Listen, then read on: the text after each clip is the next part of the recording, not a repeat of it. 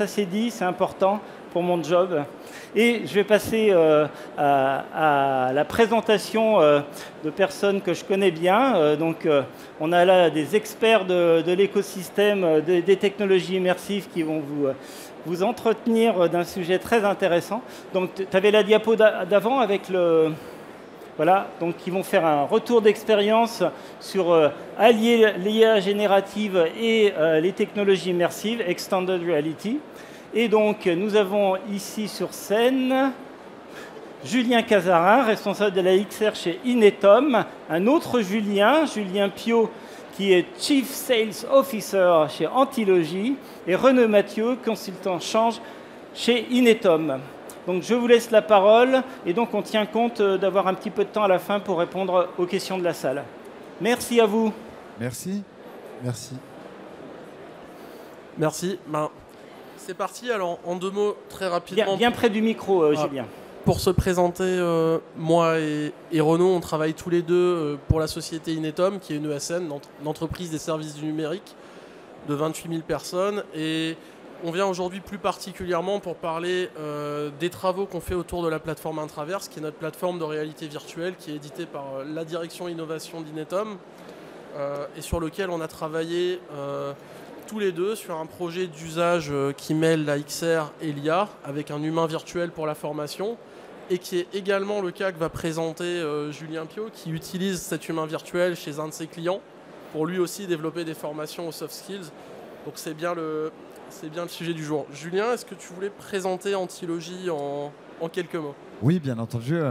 Merci Julien. Donc, Antilogy, on est un cabinet de conseil dont la spécialité est avant tout l'usage et l'adoption de l'usage à l'échelle de l'organisation. Peu importe la taille de l'organisation, donc on va accompagner du métier des CFA du bâtiment jusque, par exemple, à la SNCF. Pour vous donner un ordre d'idée, il y a certaines personnes qu'on a rencontrées, ils étaient 2, ils avaient 2 casques et pas forcément d'applicatifs. Et désormais, ils vont avoir 3000 casques à la fin de l'année, 50 applicatifs, 165 formateurs et 22 équivalents temps plein. Bon, ramener un ratio de 250 000 collaborateurs, ça ne fait pas grand-chose. Néanmoins, ça nous donne la capacité d'accompagner ce type de projet et puis de se projeter à n'importe quel type d'échelle. Très rapidement, Antilogy, c'est 7 années d'expérience, 875 ateliers, 875,2 ateliers d'acculturation, de formation, c'est vraiment une de nos spécialités.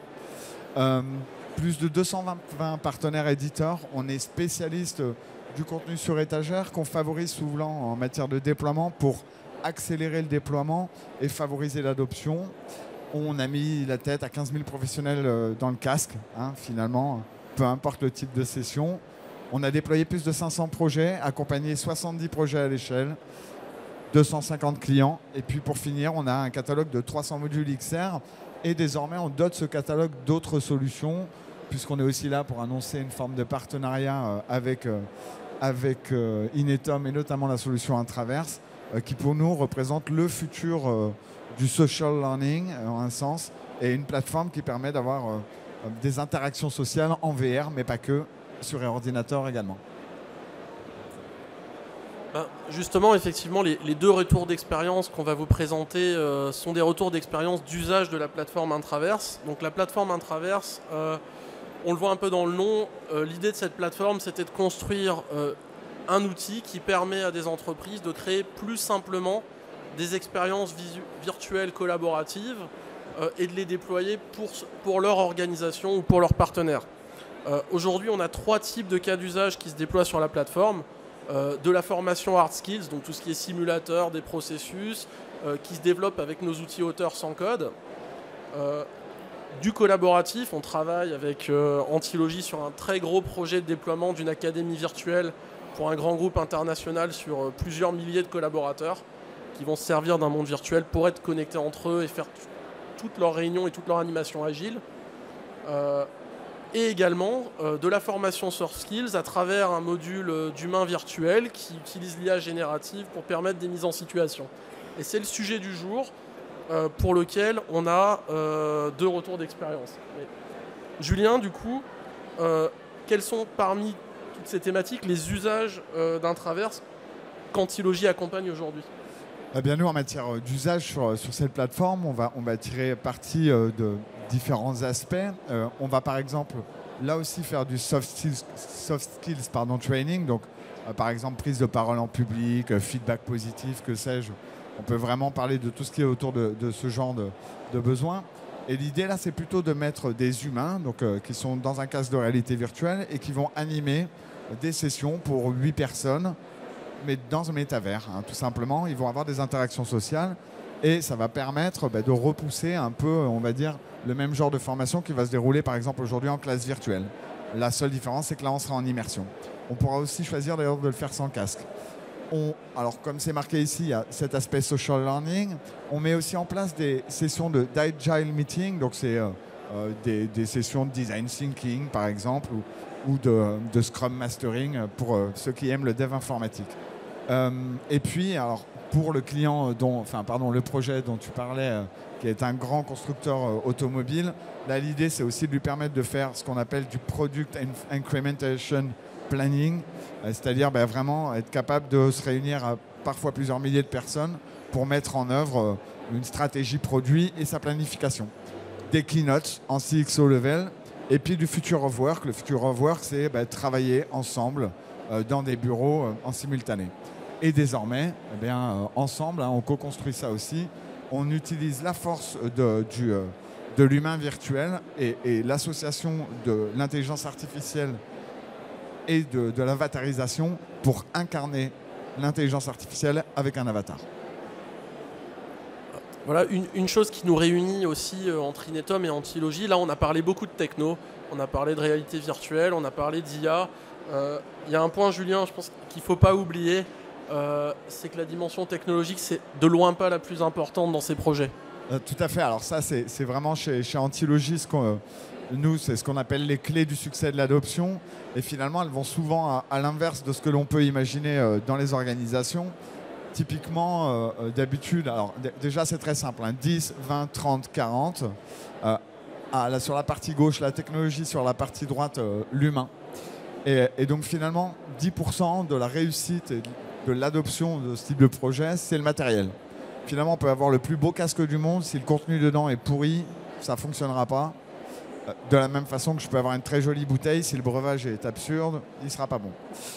20%, ça va être le contenu.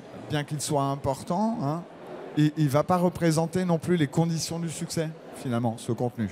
Parfois, on peut avoir un contenu avec de très beaux graphismes, mais qui sera complètement inutile. A contrario, on pourra avoir des graphismes qui ne sont pas terribles, mais avec une dynamique dans le contenu, dans l'approche pédagogique qui va être géniale. Du coup, il y a cet aspect, mais ça représente ces deux aspects-là, la technologie, que 30%.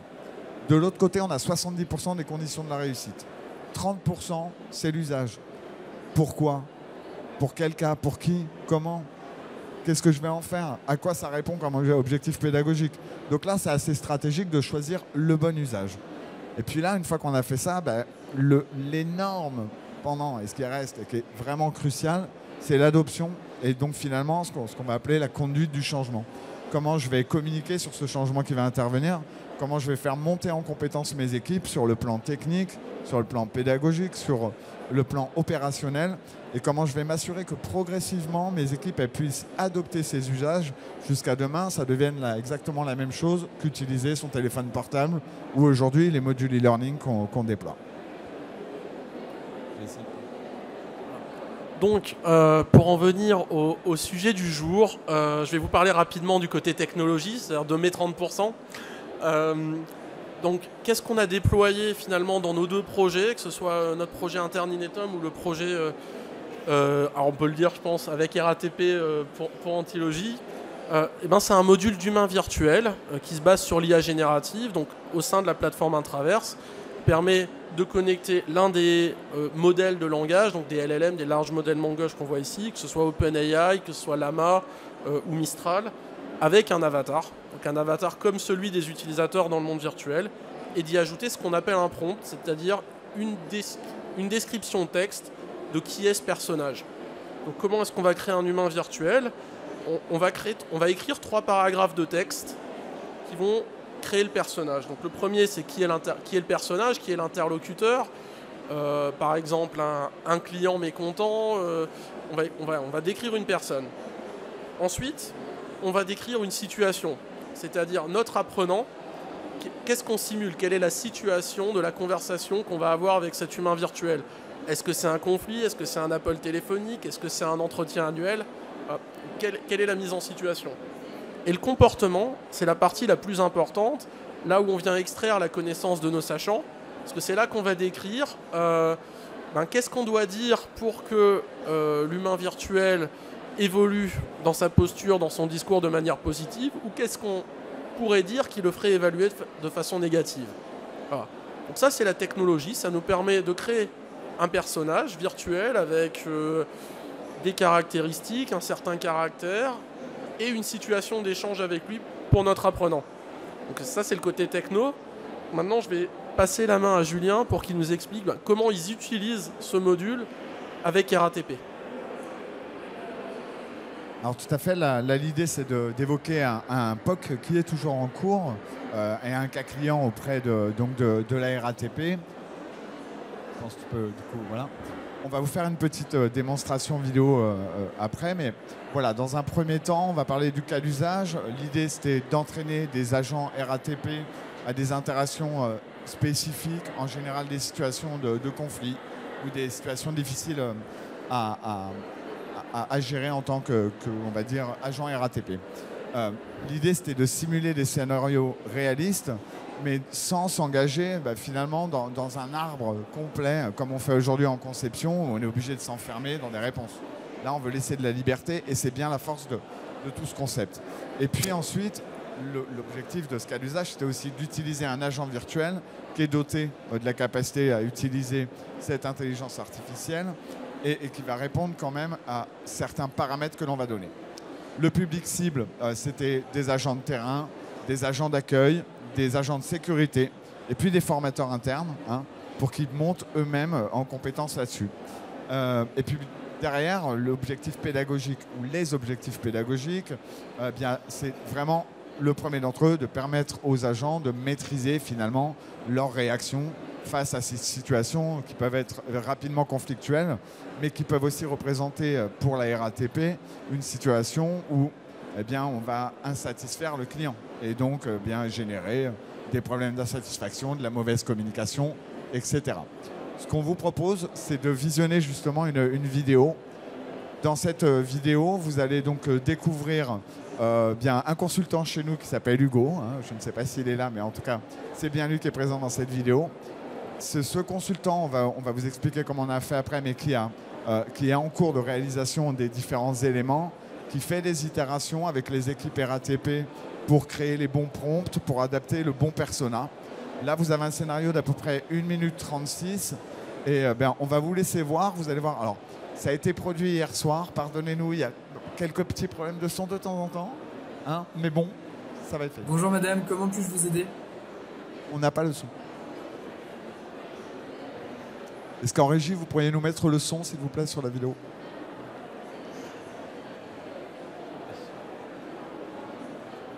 Bonjour madame, comment puis-je vous aider? Bonjour, je voudrais acheter un ticket de métro. Voilà.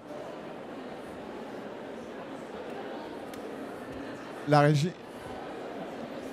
Ça vient du câble.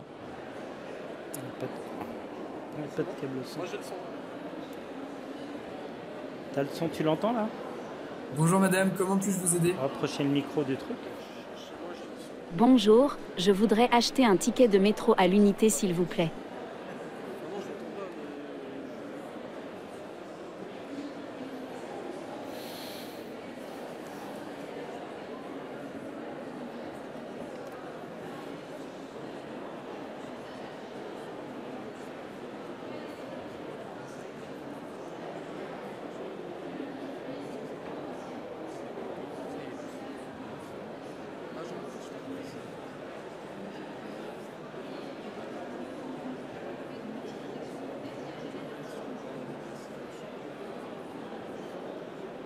C'est fort dommage parce que cette vidéo sans le son n'a pas beaucoup d'intérêt.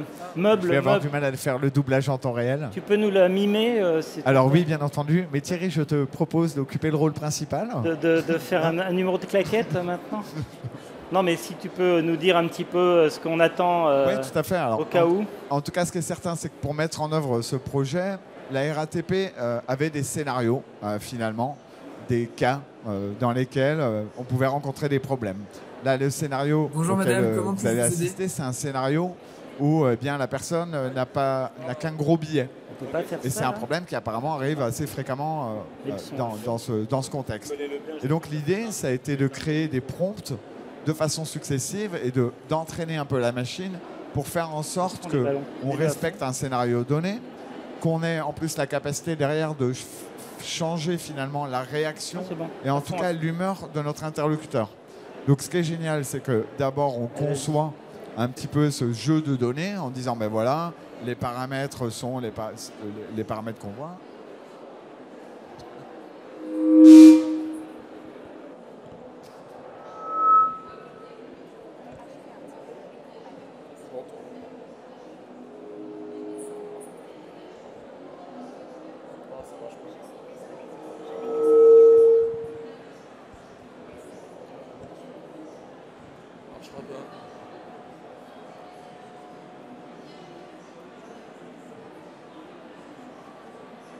Laisse-le tourner, laisse-le tourner. Je laisse tourner.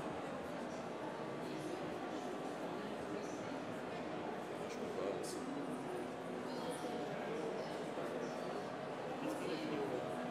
Ok. Retour son.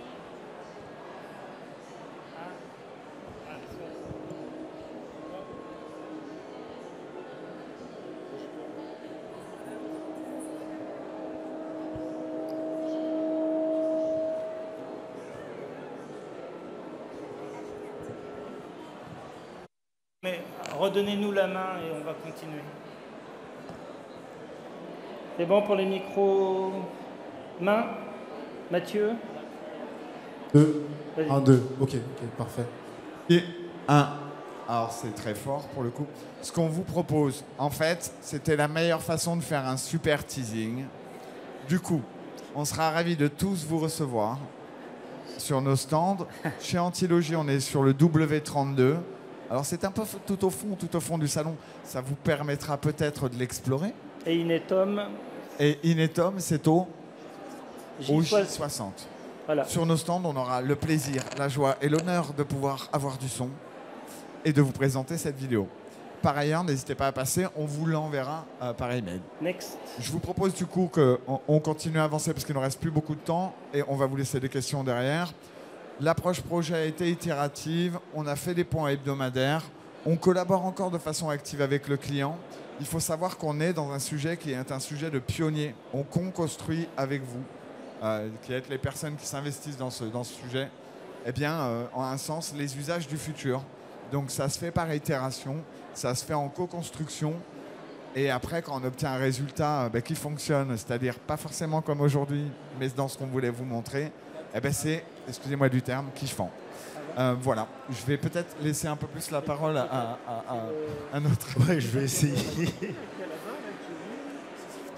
On peut passer à la slide suivante. Voilà.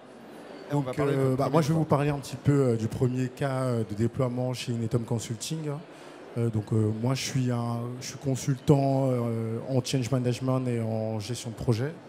Nous, on a embarqué 71 collaborateurs dans le cadre d'une méthode innovante, plusieurs cohortes. Donc, il y a deux méthodes pour nous pour imaginer des mises en situation. Donc, la première, c'est un accompagnement en design thinking. Donc, on vous permet de faire émerger vos idées et les cas qui vont être pertinents pour votre métier. La deuxième manière, c'est ce qu'on appelle la digitalisation des situations vécues. On va imaginer vos mises en situation directement en échangeant avec les collaborateurs. Donc voilà, je répète, deux méthodes. Une méthode, c'est de l'idéation avec plusieurs ateliers. Et la deuxième méthode, c'est des interviews avec les collaborateurs pour identifier les différents cas d'usage.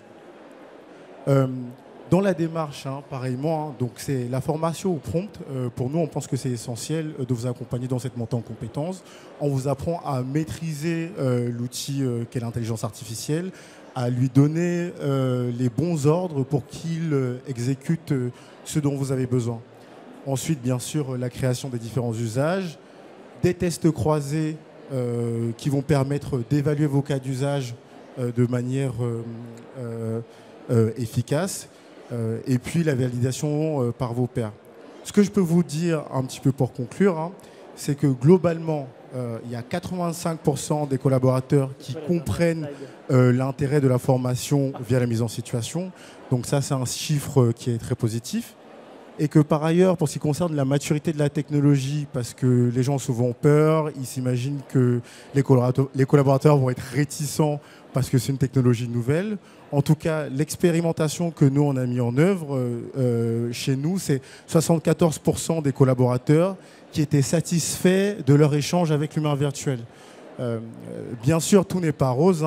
Il y a encore des choses à développer, notamment en matière d'UX. Voilà, il y a un fort accompagnement en matière de prise en main. Mais aujourd'hui, les collaborateurs sont matures pour être accompagnés et tester le produit. Et on pense qu'aujourd'hui, c'est une technologie, et c'est ce que montre Antilogie, qui peut être déployée à l'échelle voilà, dans vos entreprises. Pour les questions. On va passer aux questions? Oui, bien sûr, on passe aux questions. Merci Renaud. Il y a un point qui est important sur cette deuxième méthode dont tu as parlé, qui est peut-être pas évident. Antilogie, Julien, toi, vous accompagnez vos collaborateurs, c'est finalement votre équipe qui digitalise, qui crée des mises en situation pour RATP. Oui, alors en fait, c'est surtout on interagit avec RATP pour permettre à RATP de mettre en œuvre leur scénario utilisateur. Alors c'est notre équipe qui le fait, mais en co-construction. L'idée, c'est aussi de permettre aux équipes clientes de s'approprier le sujet, d'en comprendre les fondamentaux, de s'approprier les dispositifs. Et donc finalement, d'adopter l'usage dans les deux sens. On va peut-être poser des questions. On va laisser le temps pour quelques questions. Si vous voulez bien lever la main. La première question est toujours là. Après, on n'aura plus le temps, je vous dis tout de suite. Dans 3 minutes, ce sera terminé. Une première question. Merci. Bonjour, moi je viens d'Afrique. Vous m'entendez? Je reformule, c'est parce qu'on n'entend pas bien de la scène. Vous pouvez avoir un meilleur retour, s'il vous plaît? Non, c'est pas possible. Okay. C'est pas possible. Vas-y. Je vais essayer de parler plus fort. Donc, je viens d'Afrique et on travaille avec l'Union africaine sur un projet similaire. La première question que je voulais vous poser, c'est, vous avez parlé donc d'un intraverse, c'est un métaverse. Et on utilise donc les casques à réalité virtuelle pour pouvoir rentrer sur ce métaverse. C'est bien ça? Eh bien, pas forcément. En fait, la force d'Intraverse, c'est que c'est cross-platform. Du coup, on va pouvoir être immergé à l'aide d'un casque de réalité virtuelle. Néanmoins, on va pouvoir également l'utiliser à l'aide d'un ordinateur. Et c'est un peu la force de ce genre de dispositif, car pour un déploiement à l'échelle ou à une échelle internationale ou sur des pays où on n'a pas forcément les moyens, même dans des organisations, effectivement, on favorisera cela. Après, l'impact émotionnel est quand même différent. Lorsque vous êtes immergé dans un casque de réalité virtuelle, l'impact est beaucoup plus fort et vous vous sentez vraiment à l'intérieur de l'environnement. Et donc, on a quelque chose d'assez différent. Néanmoins, le côté intelligence artificielle et virtual human, lui, il est très conservé. Et donc là, on en retire à peu près les mêmes bénéfices. Très bien, merci. Deuxième question, c'est au sujet des biais culturels que dans l'utilisation de l'intelligence artificielle. Très bonne question. Et ça, pour nous, c'est très, très, très important parce que j'ai vu que vous utilisiez donc ChatGPT. Donc, pour nous, c'est quelque chose, quand on est en Afrique, on sait que c'est fait par des anglo-saxons blancs avec une technologie bien adaptée. Non, on l'utilise. Donc, on voit très, très bien les biais culturels qu'il y a. On voit aussi, donc, même avec l'utilisation de Mistral, il y a aussi des problèmes. Donc, le problème, c'est que le contenu est un contenu occidental, en général. Le temps nous est compté. Comment faites-vous pour travailler sur ces biais culturels? Alors, moi, juste sur l'autre plan, sans les virtual humans, du coup, on met en place des équipes qui traitent comme des humains qui sont dans le métavers et qui le font, qui traitent ce biais culturel. Et je vais laisser répondre Inetom sur la partie intelligence artificielle, parce que de ce côté-là, il y a beaucoup de choses. 20 secondes. Ouais, moi je vais être dans la même veine. La première chose, ce qu'il faut se dire, c'est qu'une de ces IA et ces humains virtuels, c'est une IA générative, donc on contrôle jamais à 100% la réponse. Donc un des conseils, surtout avec des apprenants qui n'ont pas une grande maturité, c'est qu'on l'utilise en coaching. C'est-à-dire il y a un formateur, il y a l'humain virtuel et il y a un groupe d'apprenants qui passent un par un devant. Donc il y a un besoin de modération. Et ensuite, effectivement, il y a des biais qu'on peut contrôler par le prompt. Parce que plus on va venir préciser les comportements attendus, moins on va laisser la main à GPT. Et ensuite, la possibilité, c'est d'aller dans du fine-tuning ou de l'entraînement de modèles sur mesure qu'on peut brancher derrière le système. Voilà. Par défaut, sans développement, on utilise ceci. Merci beaucoup. Merci Julien, Mathieu. De toute façon, si vous voulez leur poser des questions, en dehors de la salle, parce qu'on va tourner. Merci à merci aux intervenants. Bravo. Bravo. Je peux pas parler parce que tout le monde m'entend. Mais si.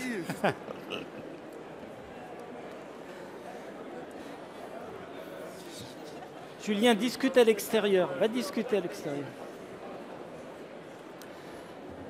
Si les prochains conférenciers sont dans la salle, ils sont... merci Mathieu. Les bienvenus. Mais qui êtes-vous? Je sais pas pourquoi je te sers la main. Hein? 4. Ouais, il y a 2 personnes de quoi. Et le tabouret, il était bien là, le petit. Oui, hein, ouais. Merci. Moi, je me suis trompé tout à l'heure. Ah oui, ouais, j'étais là, là, bon. Airbus là, avec... Bon. Tout à fait. Bonjour, enchanté. Installez-vous. Vous avez une présentation, on avait une présentation qui a été envoyée. Qui a été envoyée, normalement on n'est pas la présentation. Pierre-Louis devrait la porter, je crois. Ah, c'est Pierre-Louis. Pierre-Louis doit la porter. Ah, bah il faut qu'il se dépêche. Et c'est une clé USB alors attends, je vais prévenir. En régie, c'est une clé USB qui arrive. Hein, merci.